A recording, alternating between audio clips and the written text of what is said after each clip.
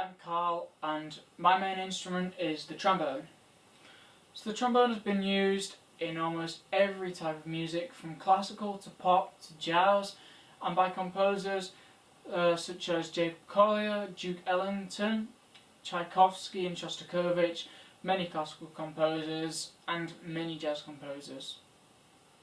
The range of the trombone goes all the way from E2 up to C5, or in some cases even an F5, and the tone varies from dark and powerful to more warm and mellow sounds.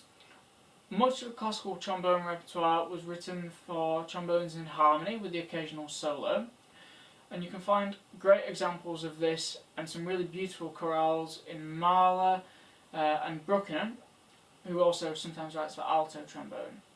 So when writing for the trombone, there are a number of things to consider. Firstly, is what you're writing possible on a slide? So some slide changes are particularly difficult. For example, a B flat to a B would be 1 to 7, and that would be particularly difficult for most trombone players, unless you happen to have a trigger, in which case that would be 1 to 2. Also, there is a gap in the register between some of the low notes. You can go down to an F from B flat,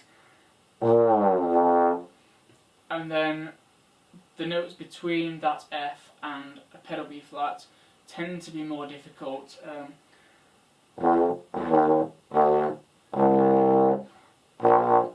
With pedal B flat significantly easier.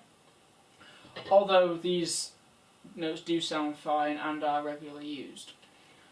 There are a number of extended techniques, one of which I just demonstrated, the glissando.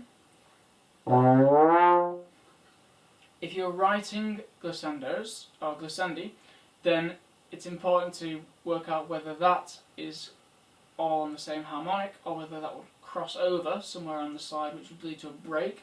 For example, a C to a G, which doesn't sound quite as nice because there is a break between the C and the G, since they're not on the same harmonic. So there are a number of mutes you can use when writing for trombone. A lot of jazz music uses the plunger mute, and there are also Harmon, straight and cut mutes, which most players will carry. It is important to leave a break between changing or taking in or taking out any mutes, as they do take some time to handle.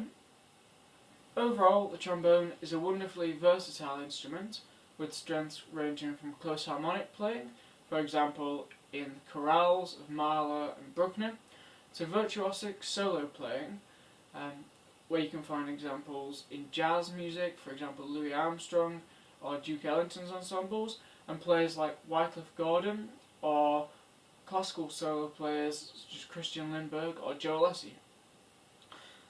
You can always ask a trombone player about any questions you might have when composing for the instrument. I'm sure they'll be happy to answer any questions you've got, and possibly tell you whether certain passages are playable or not.